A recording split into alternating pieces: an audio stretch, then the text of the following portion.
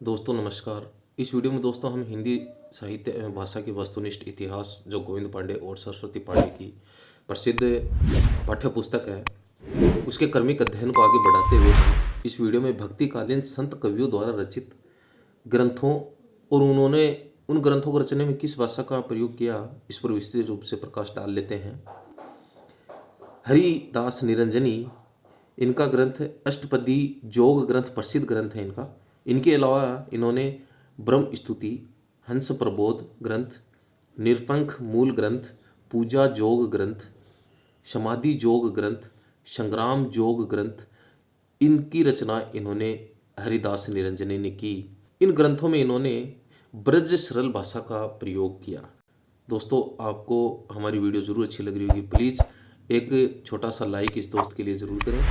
आगे सिंगा संत कवि जिन्होंने सिंगा जी का दृढ़ उपदेश, सिंगा जी का आत्मबोध, सिंगा जी का दोष बोध, सिंगा जी का नरद, सिंगा जी का शरद, सिंगा जी की वाणी, सिंगा जी की वाणीवली, सिंघा जी का सातवार, सिंघा जी की 15 तिथि, सिंघा जी की 12 मासी, सिंघा जी के भजन, इन सब ग्रंथों की रचना सिंघा जी ने की।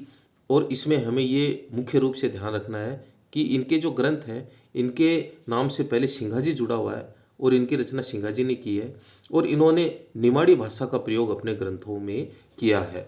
आगे नाम लिया जाता है दादू दयाल जी का, जिनके ग्रंथों में हरडे वाणी, अंगवधू, काया बोली और इन्होंने राजस्थानी खड़ी बोली मिश्रित ब्रज भाषा का प्रयोग अपने ग्रंथों में किया है। मुलुकदास जी इनका रतन खान, ज्ञान बोध, ज्ञान परोक्षी और इन्होंने अवधी भाषा का प्रयोग इन ग्रंथों में किया। कौन से में?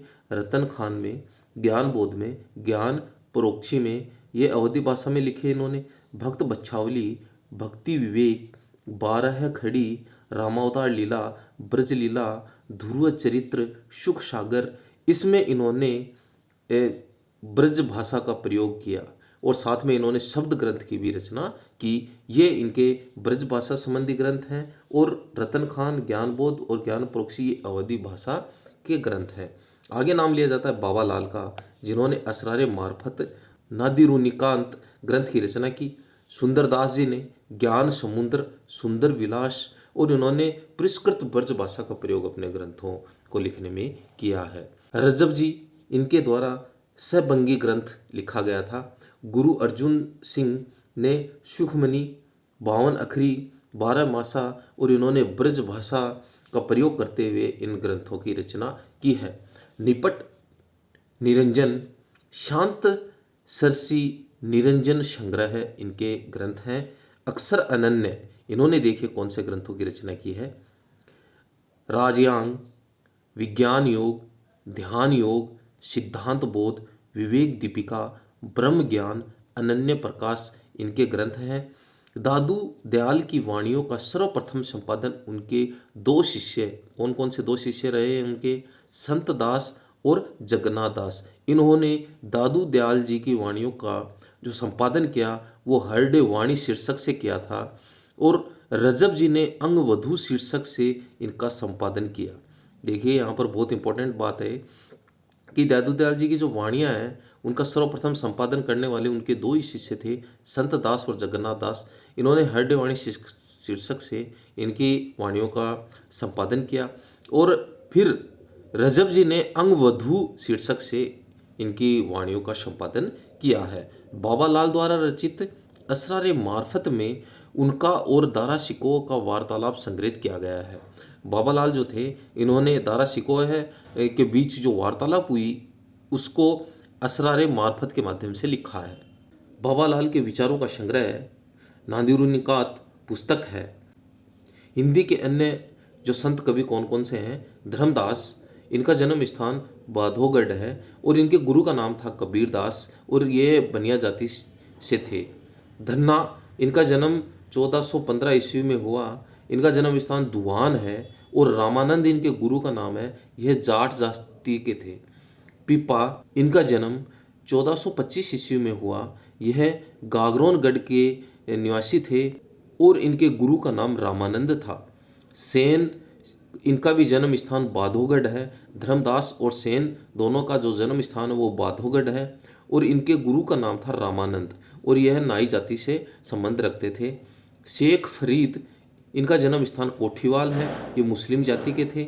वीरभान 1543 ईस्वी में इनका जन्म, इनके गुरु का नाम उदयदास था।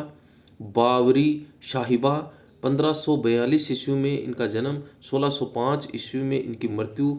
मायानंद इनके गुरु का नाम था। और संत कवियों में बावरी साहिबा ही जो है वो महिला संत साधिका थी। रज्जब महोदय 1567 ईस्वी में इनका जन्म हुआ, 1689 ईस्वी में इनकी मृत्यु हुई। इनका जन्म स्थान राजस्थान माना जाता है। दादू दयाल जी इनके गुरु थे और ये मुस्लिम जाति के थे। सदना, इनकी जाति कसाई थी। निपट निरंजन 1531 में जन्म, दौलताबाद इनका जन्म स्थान माना जाता है। यह गौड़ ब्राह्मण जाति से थे।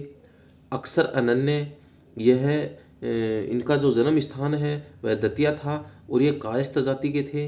भीषण, ये संत कवि हिंदी के अन्य संत कवि रहे हैं। इन संत कवियों में बावरी साहिबा जो थी वो महिला संत साधिका थी। अक्सर अनन्य प्रसिद्ध 76 साल के गुरु थे।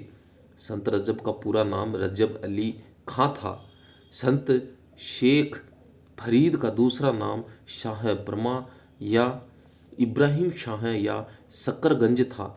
हिंदी में रचना करने वाले प्रमुख सिख गुरु कौन कौन से हैं, यह भी बार बार इनके संबंध में भी प्रश्न पूछे जाते हैं। और इन सिख गुरुओं का हिंदी साहित्य में क्या योगदान है इस पर भी देखिए हम प्रकाश डाल लेते हैं। गुरु अंगद, इनका जन्म 1504 ईस्वी में, मृत्यु 1552 ईस्वी में। आदि ग्रंथ साहब में कुछ श्लोक और दोहा इनके संकलित हैं। गुरु अमरदास, अमरदास जी का जन्म 1479 ईस्वी में और 1574 में इनकी मृत्यु हुई। तीसरे गुरु के नाम से प्रसिद्ध हैं। गुरु ग्रंथ साहिब में संकलित हैं। गुरु रामदास 1514 में इनका जन्म हुआ, 1581 में इनकी मृत्यु हुई। ये चौथे गुरु माने जाते हैं। और आदि ग्रंथ के चौथे महला में इनके जो ग्रंथ है वो संकलित किए गए हैं। गुरु अर्जुन देव 1563 में इनका जन्म, 1606 ईस्वी में इनकी मृत्यु हुई। ये पांचवें गुरु के नाम से प्रसिद्ध हैं। और आदि ग्रंथ के पांचवें महला में इनके ग्रंथ संग्रहित किए गए हैं। गुरु तेग बहादुर सिंह हैं, 1622 ईस्वी में इनका जन्म हुआ, 1675 में इनकी मृत्यु हुई। 9वें गुरु थे और 9वें महला में ही इनके ग्रंथ है वो संकलित किए गए हैं। गुरु गोविंद सिंह हैं, 1664 में जन्म हुआ, 1718 में इनकी मृत्यु हुई। अंतिम गुरु थे ये। इनके जो ग्रंथ हैं वो चंडी चरित्र और विचित्र नाटक इनके प्रसिद्ध ग्रंथ हैं।